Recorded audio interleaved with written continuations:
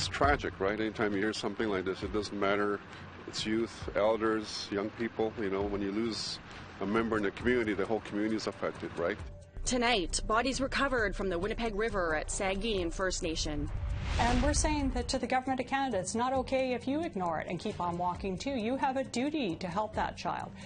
First Nation children and family advocate readies for yet another hearing into the unequal treatment of First Nations kids. There are multiple priorities, so it's hard to choose one specifically, but if I can just... And we sit down with Indigenous Services Minister Jane Philpott.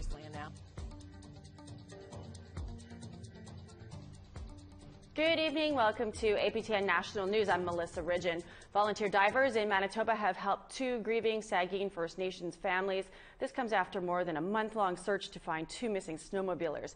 Ashley Branson has more. While APTN was on the scene on Wednesday, members of a volunteer dive team pulled a male body from the icy waters of the Winnipeg River. The Hatarian Emergency Aquatic Response Team, also known as HART, began the search on Sunday. In November, 2 people on a snowmobile went through the ice while trying to cross the river at Sagkeeng First Nation. The identity of the remains has not been released. In an email from RCMP Media Relations, they confirm a body was recovered yesterday around 2:30 p.m. by volunteer divers. We do not have a positive identification.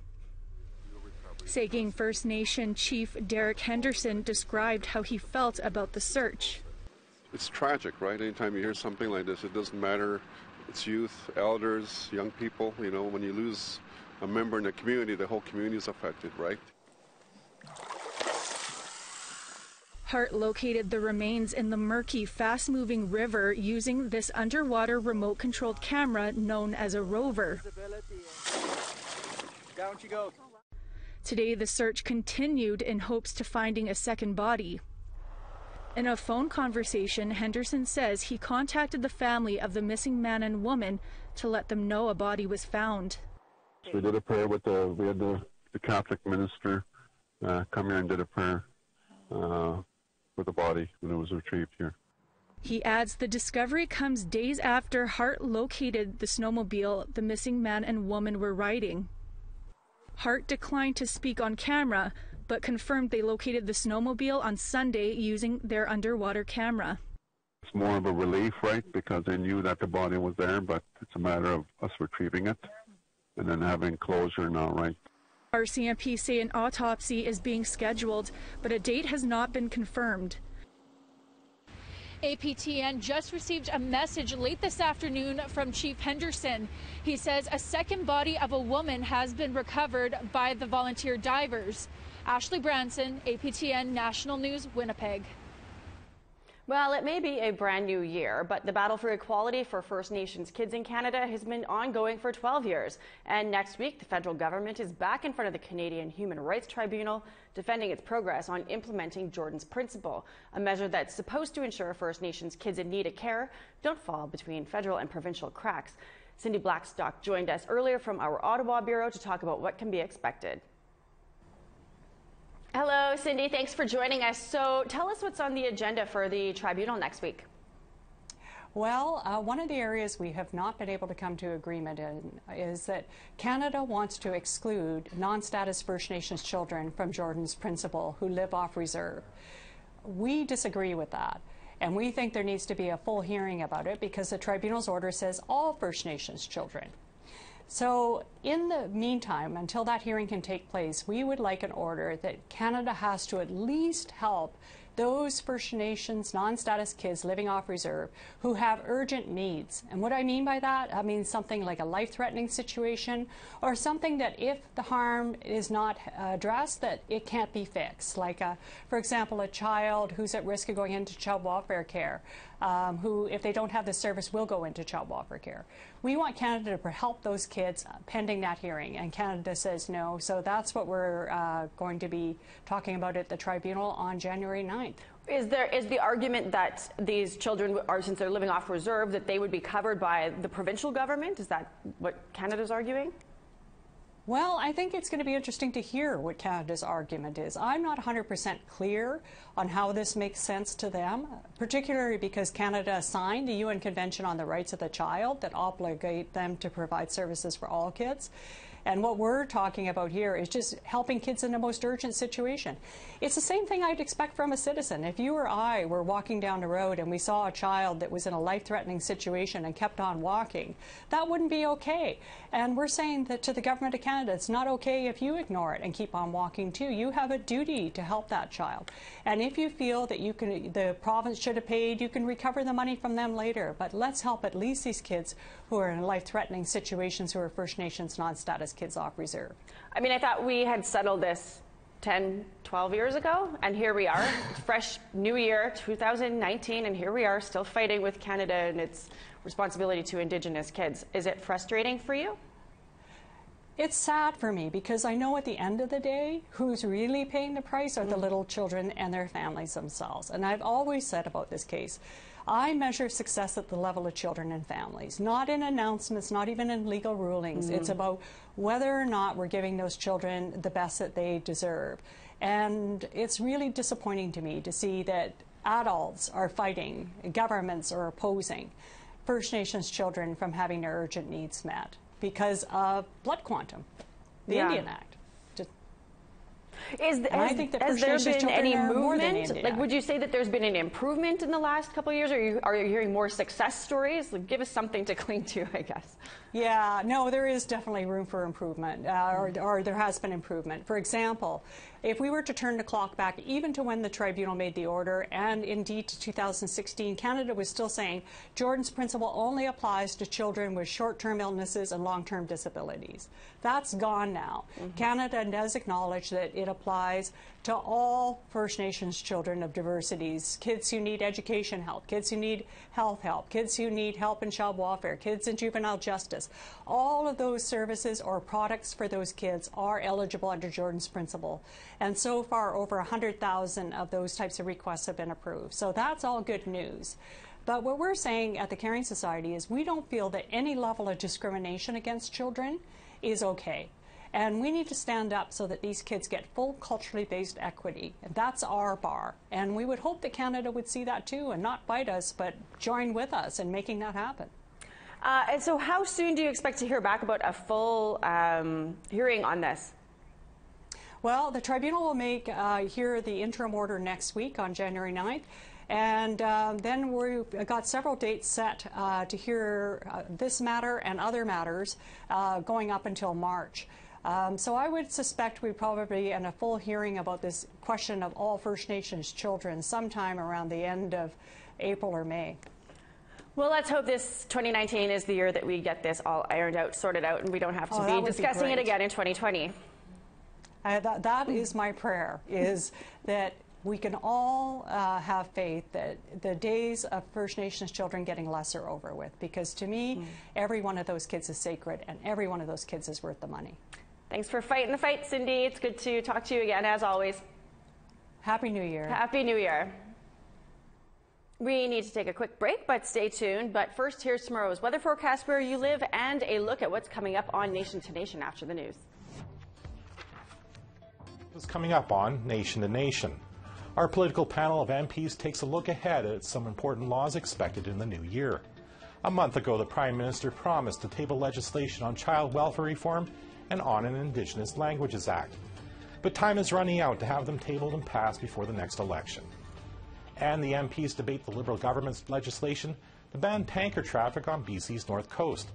Some Indigenous groups support it, while others want the economic benefits of a proposed pipeline. That's coming up right after the national news.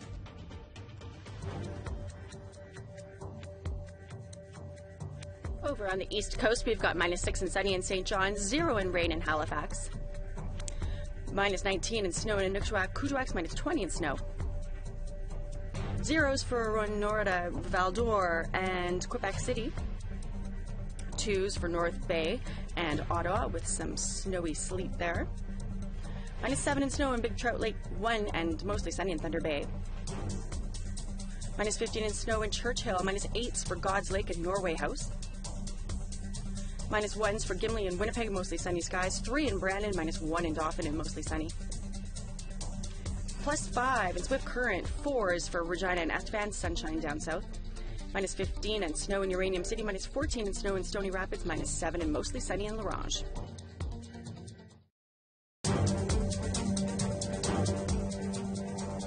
Welcome back. A new year is upon us, and 2018 was a year of note for Indigenous services. Minister Jane Philpott has been at its helm for an entire year now. APTN Nation to Nation host producer Todd Lamrand interviewed Minister Philpott about the past year and what's in store for 2019. Well, Minister Philpott, welcome to APTN National News. Thanks for having me. We'll start off with the year has ended kind of on a tragic note, especially in Thunder Bay with now we know as the murder of Braden Jacob. A while ago you said significant investments had been made in his community in a media scrum. But why did this young man still have to go to Thunder Bay all by himself? Well, I want to also acknowledge that it's been a very difficult couple of weeks for the Thunder Bay community and Anishinaabe Nation, and of course Webekwe specifically. In terms of the specific details of why this young man had to go for his counseling or treatment in Thunder Bay, I'm not familiar with the details of the case. The reality is, as I said, yes, we've made very large investments in mental wellness and Jordan's Principle, the Choose Life program, etc. Sadly, that doesn't actually address the deep roots of why someone like this would have experienced such a tragedy. It's a terrible story. It speaks to the vulnerability of Indigenous youth in the cities of this country, and it speaks to how we have to do so much better to address all of the root causes of why he ended up in that circumstance. Does an escort need to be funded to start going with young people who go to Thunder Bay? Well, as you know, we do support having someone to accompany people when they travel for health reasons on a case-by-case basis in some cases, but we know that there is funding there for those. As I say, I don't know the specific details of who may or may not have wanted to travel with him. This is a really, really important case, though, because, of course, we hope that it is going to be properly investigated so that we will get the right answers that we need to get to the root causes of how this happened and to try to make sure that this never happens again. It's happened far too many times in this community. And as I say, I think the more that we understand of what took place, the more that we can make sure that we are getting those supports, making sure that young people in Thunder Bay and other cities across the country are safe, protected, not discriminated against, and not targeted. I'm going to move on to housing. I know you said on many times that lack of quality housing underlies a lot of health problems in particular. I know you've announced many projects over the past year, for example, over $1 million for 6 units in the Beausoleil First Nation here in Ontario, for example. But couldn't more housing be built for that amount of money? Well, we have made significant progress in housing. I believe at last count we're at about 15,000 homes that have been built or had major renovations on reserve. We know there's still a very large gap there. We have made significant investments in housing, not only for First Nations on reserve, but also large investments in housing for Inuit and for the Métis Nation as well. There is much more to do to address the gap, not just for housing, but for other infrastructure, and we're investing in schools and health centers and roads, as well as making sure that we do better in the area of operations and maintenance. I think we have made important progress, and I hear across the country of what's happened, and then that literally hundreds of communities across the country that have built new houses over the last 3 years. But there's more work to be done. We acknowledge that, and we're working with the Assembly of First Nations and other national Indigenous organizations to find out how we can do better and faster. What about the provinces? I know the province of BC has made a significant investment on their own for an Indigenous housing strategy. What has the federal government done, I guess, about getting other provinces, Manitoba, Saskatchewan, Alberta, for example, to do the same kind of thing? Well, you're absolutely right that it is something that we have to work on collaboratively with provinces and territories, specifically for urban housing needs. And I really do salute the work of British Columbia, that they have taken some of the funding that came not from my department but from Infrastructure Canada. We made very large investments as a federal government for infrastructure in every single province and territory. We hope that provinces and territories will allocate a portion of that to a specific urban Indigenous housing strategy in a similar fashion to what British Columbia has done.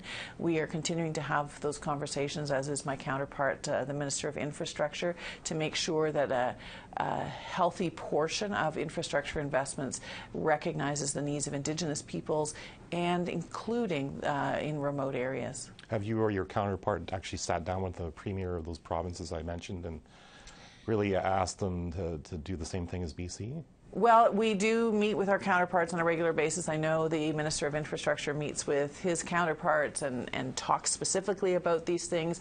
I use every opportunity I have when I'm with ministers from the provinces and territories to talk about how we can work together better. We're seeing some good examples of that in a number of places. Of course, the really fantastic example we're also proud of is Wataynikaneyap Power in Northern Ontario, that is very soon going to bring clean hydroelectric power to Pikangikum, and then after that to another 16 First Nations in the north. Projects like that have to be encouraged, and we hope that more provinces will step up. Water, I know that I believe you're more than halfway to your goal of getting rid of water advisories by 2021, I believe is the date. These are public systems, of course. What about water quality on First Nation where there's a lot of private systems? Maybe they draw water from their wells. I know there are especially the Iroquois nations here in this area do have a lot of private systems. Well, thanks for raising the issue. We have made progress that we're pleased about in working in collaboration with First Nations leadership. We've now seen the lifting of 76 long-term drinking water advisories, 4 public systems on reserve, and 65 more to go. That includes, of course, health clinics, community centers, schools, etc. All of the water that serves public systems that is then distributed out to homes from there. There are other drinking water advisories, for instance, on when we talk about private systems, we're talking about things like a gas station, perhaps, or a convenience store that might be located on reserve. And we do know that they have boil water advisories that we hope that they will address as well. The issue around making sure it gets out to every home is a challenge that we are also addressing. We made a big investment this year at Six Nations, for example, who didn't necessarily have an issue with the actual system, but it was not distributed out to the community. We're doing similar kind of work with the Mohawks of the Bay of Quinte and have supported them in a number of water projects. So you're right, there's more to do than just lifting the advisory on those systems. That's a big, important step in the right direction. To take it from there and make sure it actually gets distributed well is work that we are also proceeding with. Now, I'm not sure if this comes under Indigenous services, but I know a lot of Indigenous people would like to know when will it be easier to get a new status card? Well, there is work being done in that particular area, and we're doing service improvement in a number of areas. I'd be happy to provide folks with more details on that as those new initiatives become available. But for instance, in our Winnipeg office, where we often hear of a lot of requests, there's significant process improvements that are underway, and that is definitely something that we are paying attention to. Shouldn't there be a day, I guess, when you could go to Service Canada and get it as quickly as you get a driver's license, for example? Well, I would like to see that it would be even easier than that, and we are certainly working on mechanisms. For example, there are new technologies that are becoming available so that you don't have to, that you can actually use your phone to be able to take the photograph that's required and be able to upload that. So there is work being done to improve it, and I think we've made some progress so far, but it's definitely an area where there's more to come. So water, health, housing, child welfare, we're going into an election year, of course. There's not much time left. So what is the top priority for your department as we head to next October? There are multiple priorities, so it's hard to choose one specifically, but if I can just point to, you talked about child welfare, and you may know that we've recently announced that we will be going forward to table legislation that addresses issues around child and family services for Indigenous children. This is a really important piece of work. This is work that we have co-developed in collaboration with First Nations, Inuit, and Métis, and it is going to lay a mark in time to say very loudly and clearly to everyone, this has got to change. No more taking children away from their families, no more scooping.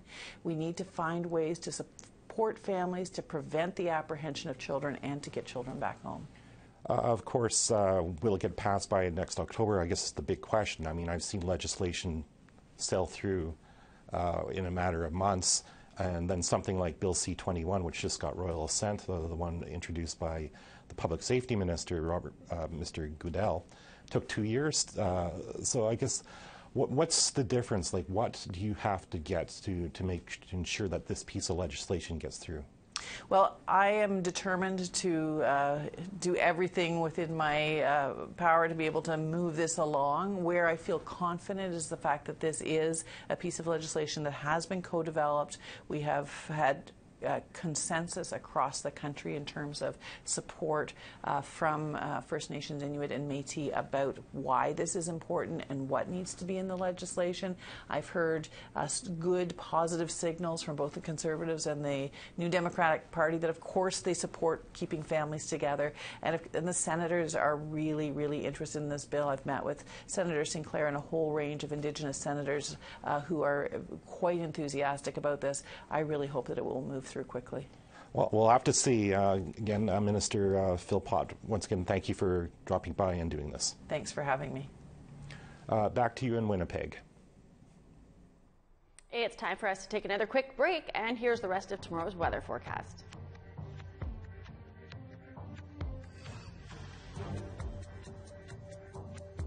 To northern Alberta, -12 in high level and sunny skies, -13 in snow in Fort Chip. -1 in snow in Edmonton, +6 and sunny in Calgary, +8 and sunny in Lethbridge. 9s for Campbell River and Vancouver, rainy there. Tofino and Victoria, also rainy and cloudy. -15 in sunshine in Dease Lake, -11 and it's mostly sunny in Fort Wilson, -22 in Old Crow. Welcome back. A chance encounter is believed to be the reason a man is alive tonight. Helga Hamilton was taking her dog Max for a walk at Garbage Hill, a popular walking spot in Winnipeg, a few nights ago, and while the evening started out in an ordinary way, it ended up with a story of survival. Hamilton walks Max at the park when she's in Winnipeg, and Max usually sticks to the same path, but for some reason decided to go off the trail. After a few minutes, she heard him barking and says that she was trying to call him back, but he wouldn't come. When she followed him, she saw him beside a young man who was laying lifeless in the snow. We were able to get him. He's up. He's all right. Max also got to meet him as well. So he's very thankful. He's very happy that Max, for whatever reason, went the way he did and saved his life. Hamilton calls it divine intervention. She's originally from Cross Lake, but just happened to be in Winnipeg visiting. Good dog. Well, that's all the time we have for your news tonight. You can always find more on our website, aptnnews.ca. I'm Melissa Ridgen, and I'll see you back here tomorrow. Have a great night and stay tuned for Nation to Nation right now.